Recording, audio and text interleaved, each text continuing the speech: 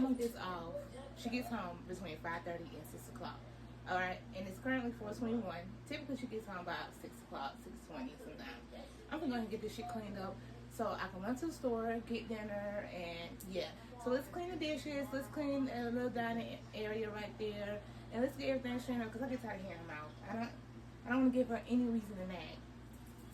I was young. I remember my uncle telling me and my sister, Cece, y'all gotta hurry up and get up and let's clean this house up for Mama get to the house. Like, we knew that she was gonna nag or fuss, just want her house a certain way, and we would hurry up and get it put back the way that she would want because we did not want to hear no fussing, no nothing, especially not after a peaceful day. But yeah, I was probably about 8 years old. I'm 27, so almost 20 years ago. Yeah, she's still setting those ways, y'all. She's still that same old grandma.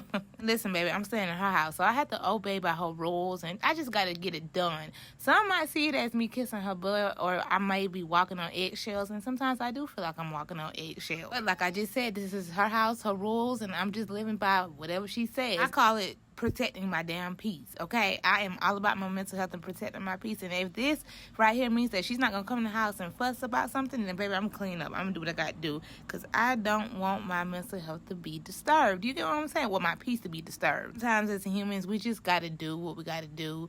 We gotta take accountability for our actions, and we gotta understand that sometimes we create our own problems in our own lives, and if we know the answer to the problems, we just gotta go ahead and just do the answer, or just acknowledge the answer to our problems instead of trying to be rebellious towards it, because all you're doing is creating more issues for yourself. So for my instance, or for my situation, I'm just gonna clean up so that way I won't create any more of a hassle than it already is up in here, in her area, in her environment, in her house, in her safe space.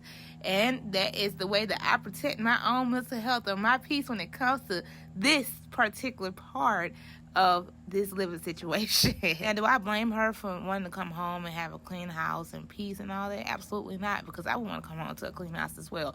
You get what I'm saying? Working 8 hours and coming home and have to do this and have to hear all this or live with somebody else, I would want to come home to peace. So I don't blame her for that part. But let me tell you, she called me an hour before she got for work talking about are you cooking tonight? Are the kids coming back to the house, right? And I'm like, okay, well, yeah, I'm trying to cook. She's like, what are you cooking? I'm like, okay, I'm going to make some hamburger helper. Well, you need to go ahead and put that food on right now because it takes you too long to cook. Okay, listen, Grandma, I understand what you're saying, but if you don't get off the phone right now, it's going to take me longer to cook.